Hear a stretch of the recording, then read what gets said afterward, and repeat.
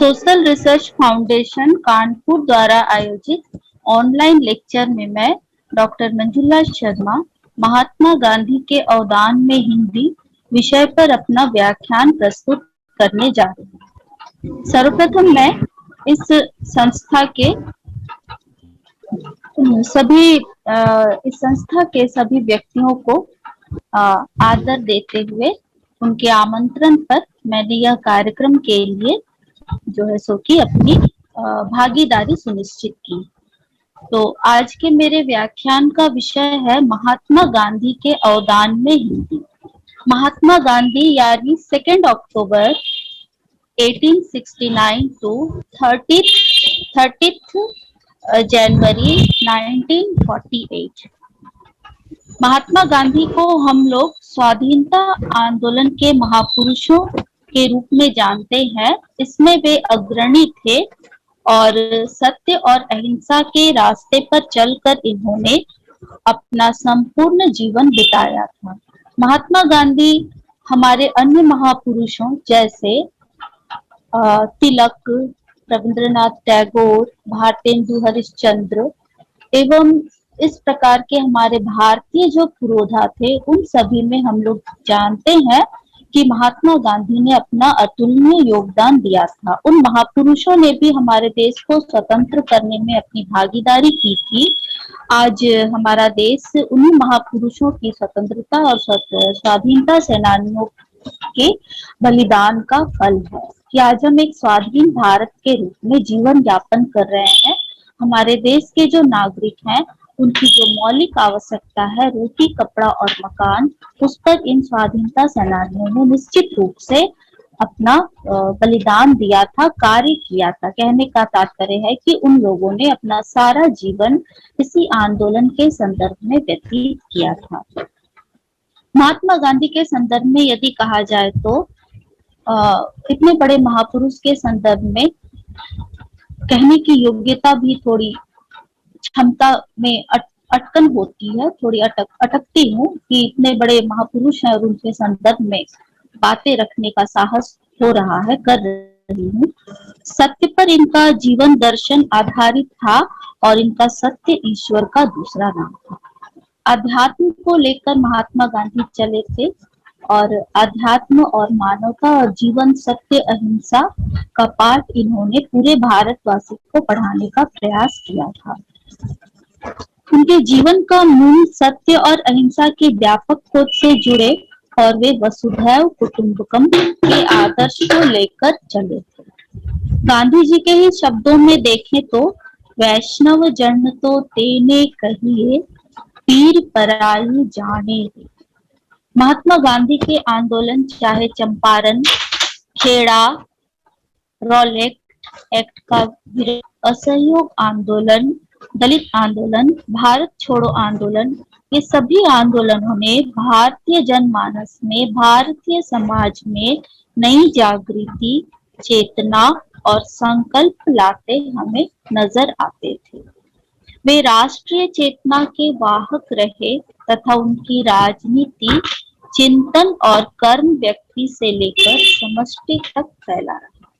महात्मा गांधी को हम राष्ट्रपिता कहकर पुकारते हैं, बापू कहकर पुकारते हैं और समस्त जो भारतवर्ष है वह इनके स्वाधीनता संग्राम के समय इन्होंने जो कार्य किया था, समस्त भारतवासी इनके साथ उन दिनों रहे थे। हालांकि उन दिनों और भी कुछ हमारे स्वाधीनता सेनानी जो थे वो हमारे देश के लिए काम कर रहे थे। क्रांतिकारियों का भी दल रहा था उस समय। इन सभी ने मिलकर हमारे देश को आजादी दिलवाई थी और महात्मा गांधी के साथ उनका कुछ मतभेद या मत विरोध, इस तरह की चीजें भी हम लोगों को देखने को मिली थी। किंतु समग्र रूप से यदि देखा जाए तो इन सभी के संदर्भ में बातें जो है वो की जा सकती है। किंतु चुनौती गांधी जी के समक्ष भी थी। जहां अन्य नेताओं के समक्ष चुनौती थी, वहां गांधी जी के समक्ष भी चुनौती थी। और उन दिनों अंग्रेजों का एक प्रमुख कहा जाए तो हथियार उन्होंने बनाया था या औजार उन्होंने बनाया था। अंग्रेजों ने ये कहा था कि राष्ट्रव्यापी संपर्क भाषा के रूप में भारत में कोई भाषा नहीं, और इसके आधार पर उन्होंने अंग्रेजी को स्थापित किया। हमारे तत्कालीन जो बुद्धिजीवी थे और जो महापुरुष थे, उन लोगों ने इस आवश्यकता को समझा था, और इस आवश्यकता को समझते हुए उन्होंने एक राष्ट्रभाषा की नींव डालने की सोची थी। गांधी जी ने सद्भाव चेतना के साथ प्रांतीय भाषाओं के विकास को ध्यान में रखते हुए, प्रांतीय भाषाओं के विकास को बताते हुए, प्रांतीय भाषाओं को आदर देते हुए राष्ट्रभाषा के रूप में हिंदी के प्रचार प्रसार का कार्य शुरू किया था। प्रांतीय भाषाएं यानी कि प्रत्येक प्रांत की भाषा। भारतवर्ष अखंडता के रूप में हम जानते हैं, भारतवर्ष को विविधता के रूप में जानते हैं। भारतवर्ष में कई जातियां हैं, कई धर्म के लोग इस देश में निवास करते हैं, और यहाँ की जो जनता है वह अपनी अपनी रीति रिवाजों के साथ अपना जीवन यापन करती है, किंतु सभी के साथ संपर्क भाषा की आवश्यकता पड़ती है। एक देश को चलाने के लिए एक निश्चित रूप से भाषा की आवश्यकता पड़ती है। भारतेंदु हरिश्चंद्र ने कहा था, निज भाषा उन्नति अहे, सब उन्नति को मूल। तो अपनी एक भाषा की आवश्यकता होती है। हमारे मनीषियों ने, बुद्धिजीवियों ने, महापुरुषों ने इसकी नींव डाली थी। तो इस प्रांतीय भाषाओं के साथ हिंदी को किस तरह से स्थापित किया जाए, हिंदी किस प्रकार से भारतीय जनमानस की भाषा बन सके, क्योंकि 1857 की जो क्रांति हुई थी, उस क्रांति में पराजित होने का एक कारण यह भी था कि कम्युनिकेशन गैप, संचार का अभाव पाया गया था। तो इस प्रकार से हम लोग देखते हैं कि प्रांतीय भाषाओं के साथ, प्रांतीय भाषाओं को लेकर हिंदी को राष्ट्रभाषा के रूप में किस प्रकार से आगे बढ़ाया जाए, इसके संदर्भ में महात्मा गांधी ने अपना योगदान दिया था। महात्मा गांधी ने कई पुस्तकों की भी रचना की थी। मुख्यतः वो गुजराती में पुस्तकें लिखते थे, लेकिन उसका उन्होंने अंग्रेजी और हिंदी में अनुवाद भी किया था। इन्होंने आत्मकथा लिखा था, सत्य के प्रयोग, जिससे सत्य को ईश्वर के साथ जोड़ करके, अध्यात्म के साथ जोड़ करके उन्होंने बताया था। यूं भी हम जब गांधीवादी दर्शन की बात करते हैं, गांधीवादी विचारधारा की बात करते हैं, तो उस विचारधारा में उनके 4 प्रमुख जो है सो कि आधारभूत सिद्धांत हमें नजर आते हैं: सत्य, अहिंसा, प्रेम और सद्भाव। तो गांधीवादी विचारधारा और गांधी के जो दर्शन हैं, वो निश्चित रूप से सत्य के साथ जुड़े हैं, अध्यात्म के साथ जुड़े हैं। उन्होंने राम राज्य की कल्पना की थी। ये राम राज्य का अर्थ किसी धर्म विशेष वाला राम राज्य नहीं, बल्कि एक समानता वाले देश के राम राज्य के बारे में उन्होंने बातचीत की थी। तो इस प्रकार से हम देखते हैं कि महात्मा गांधी ने अपना संपूर्ण जीवन भारतीय स्वाधीनता आंदोलन में लगा दिया था।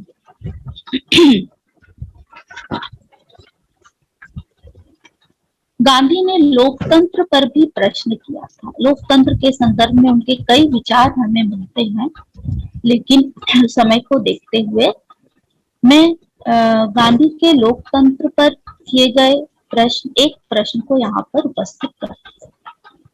उन्होंने कहा है, जिस दिन से एक महिला रात में सड़कों पर स्वतंत्र रूप से चलने लगेगी, उस दिन से हम यह कह सकते हैं कि भारत ने स्वतंत्रता हासिल कर। लोकतंत्र अर्थात समानता, सामंजस्य, जनहित इत्यादि इत्यादि। डॉक्टर गणपति चंद्र गुप्त ने लिखा है, विकासवाद के नियमों के अनुसार किसी भी समाज, राष्ट्र या भौतिक सत्ता का विकास परंपरा और युग धर्म के पारस्परिक संयोजन एवं संश्लेषण से होता है। भारत विविधता और अनेकता वाला देश रहा है, जहाँ के लोग उसी राष्ट्र रक्षा की भावना से प्रेरित रहे, जैसा कि विभिन्न जाति और इतिहास में पाई जाती है। तो इस प्रकार से गणपति चंद्रगुप्त के साहित्यिक निबंध को जब हम देखते हैं तो वहां पर उन्होंने बताया है कि विकासवाद के सिद्धांत के आधार पर मनुष्य को यदि विकास करना है तो भौतिक सत्ता का विकास परंपरा और युग धर्म के पारस्परिक संयोजन से। परंपराएं बदलती हैं और युग धर्म युग चेतना के साथ जुड़ करके हमें उसे देखना होता है। महात्मा गांधी के जन्म दिवस पर पूरे भारत में गांधी जयंती एवं विश्व में अंतर्राष्ट्रीय अहिंसा दिवस का पालन किया जाता है। केवल मात्र भारत ही नहीं बल्कि विश्व के कई देश गांधीवादी विचारधारा या गांधी दर्शन से प्रेरित होकर के कार्य करने का साहस रखते हैं, कार्य करने की रुचि रखते हैं। महात्मा गांधी अंतर्राष्ट्रीय हिंदी विश्वविद्यालय की स्थापना 1997 में वर्धा में हुई, जो दुनिया का अकेला इस प्रकार का विश्वविद्यालय है। अखंड भारत, मानवता, सद्भाव और समानता के गांधीवादी विचारधारा राष्ट्रीय चेतना के वाहक हैं। दिनकर के शब्दों, गांधी तूफान के पिता और बाजों के भी बाज थे, क्योंकि वे नीरवता की आवाज। हिंदी भाषा और हिंदी साहित्य का महात्मा गांधी से क्या संबंध? हिंदी भाषा के विकास के लिए महात्मा गांधी ने जोर दिया, उसे राष्ट्रभाषा तक के आसन तक पहुंचाने में उन्होंने अपना प्रयास दिखाया। और हिंदी साहित्य की जब हम बात करते हैं तो हमें हिंदी साहित्य में प्रेमचंद से लेकर के आधुनिक साहित्य में गांधीवादी विचारधारा के पात्र प्राप्त होते। छायावाद, प्रगतिवाद, पंत एवं जैनेन्द्र रेणी, इन साहित्यकारों में गांधीवादी दर्शन का हमें खुद दिखाई पड़ता है। प्रेमचंद की रचना को जब हम लेते हैं तो गोदान, रंगभूमि इनके गांधीवादी विचारधारा दर्शन से प्रेरित दिखाई पड़ते हैं। रंगभूमि में सूरदास जो पात्र है वह स्पष्ट रूप से प्रेमचंद ने स्पष्ट रूप से वहां पर बताया है कि सूरदास जो है वो गांधीवादी विचारधारा का पोषक है। ठीक उसी प्रकार से जब हम रेणु के उपन्यास मैला आंचल की बात करते हैं तो मैला आंचल में भी कई पार्टियों के बारे में बताया जाता है, मार्क्सवादी, समाजवादी इत्यादि इत्यादि, लेकिन वहां पर गांधीवादी दर्शन का भी प्रभाव हमें दिखाई पड़ता है। पंत ने तो अपने ग्राम्या में स्पष्ट रूप से गांधी के बारे में बातें की। ठीक इसी प्रकार से छायावादी और प्रगतिवादी जो काव्य धारा, उस काव्य धारा के कॉन्सेप्ट में अगर हम जाएं तो उस काव्य धारा के कॉन्सेप्ट में हमें गांधीवादी विचारधारा का प्रभाव स्पष्ट रूप से दिखाई पड़ता है। अहिंसा, सत्य, वैचारिक स्वतंत्रता, समानता, लोकतंत्र की भावना, नारी के उत्थान इत्यादि इत्यादि इन धाराओं में, इन काव्य धाराओं में हमें दिखाई पड़ता है। तो इस प्रकार से हम यह देख पाते हैं कि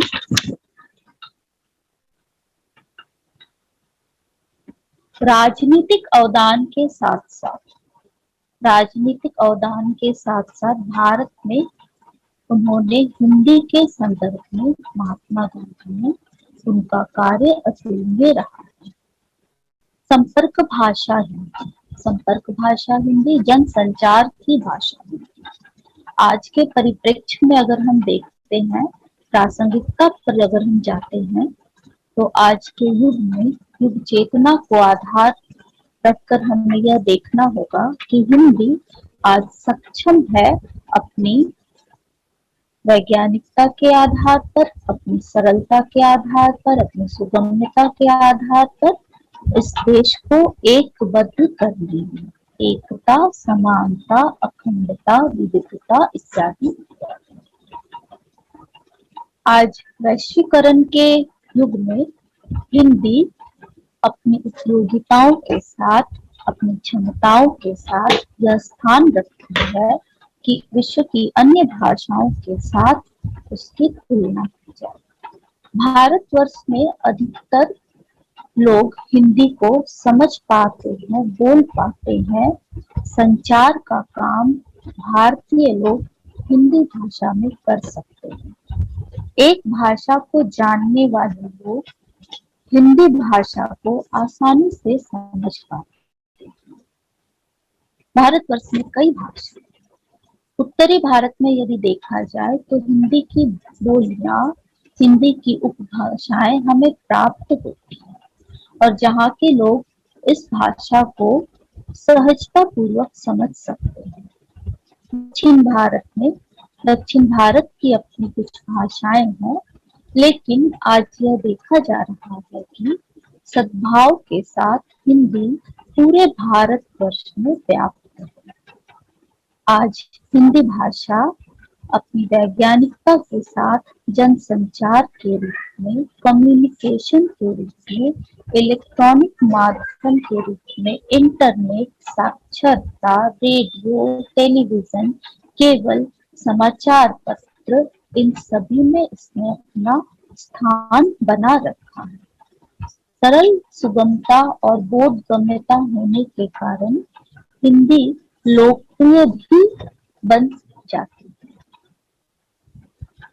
हिंदी को और आगे बढ़ाने में फिल्मों का भी योगदान हमें देखने को मिलता है। तो आज के युग में अपनी इन सभी क्षमताओं के साथ हिंदी हमें योग्य दिखती है कि वह एक संपर्क भाषा के रूप में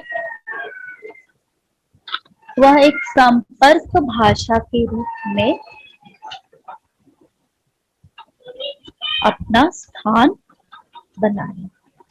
जिस प्रकार से अन्य देश, चीन इत्यादि अपनी भाषाओं को लेकर के चलते हैं, अपनी भाषा के संदर्भ में वे उसे आगे बढ़ाने का काम करते हैं, ठीक उसी तरह से हमें भी हिंदी भाषा को उसके विकास के लिए हमें प्रयासरत होना चाहिए।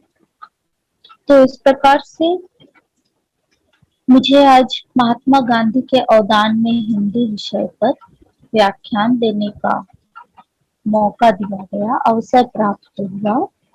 इस संदर्भ में महात्मा गांधी ने हिंदी के लिए क्या किया, बातें बहुत लंबी चौड़ी हो सकती है, राजनीतिक चीजें भी उसमें आ सकती हैं कि किस प्रकार से महात्मा गांधी ने तत्कालीन राजनीतिक व्यवस्था में राजनैतिक आंदोलनों को चलाते हुए विभिन्न राजनीतिक पार्टियों के साथ रहते हुए देश को स्वतंत्र करने का प्रयास किया और उस प्रयास में हिंदी को किस तरह से वो आगे लेकर के गए थे। स्वयं गुजरात के थे महात्मा गांधी, लेकिन उन्होंने हिंदी को जो है सो कि आगे बढ़ाने का कार्य किया था।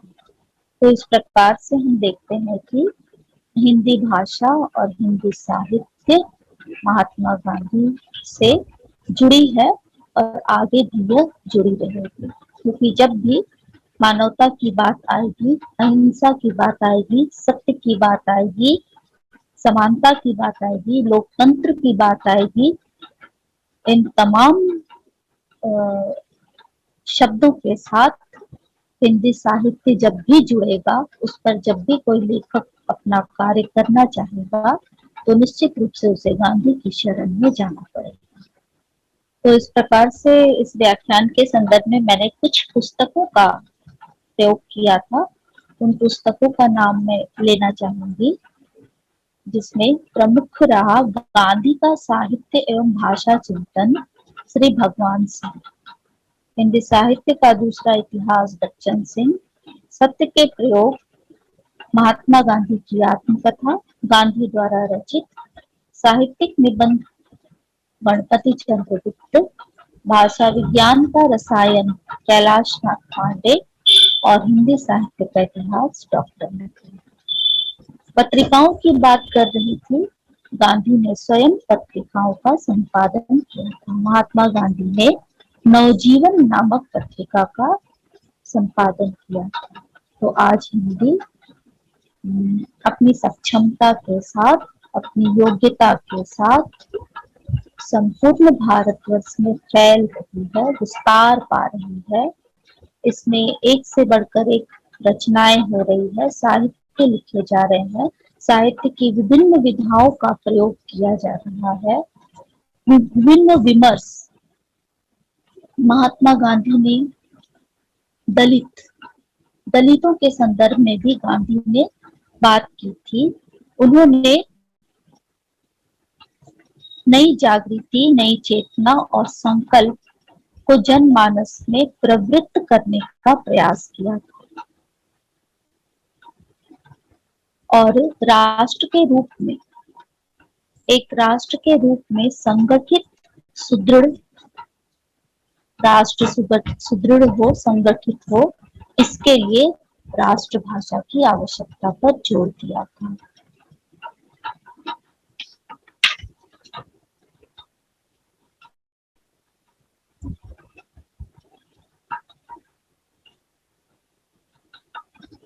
इस प्रकार हम देखते हैं कि विभिन्न साहित्यकारों हिंदी भाषा, जन चेतना, जन संचार, शोध, इन सभी क्षेत्र में आज हिंदी अपनी वैज्ञानिकता के साथ प्रवेश कर रही है।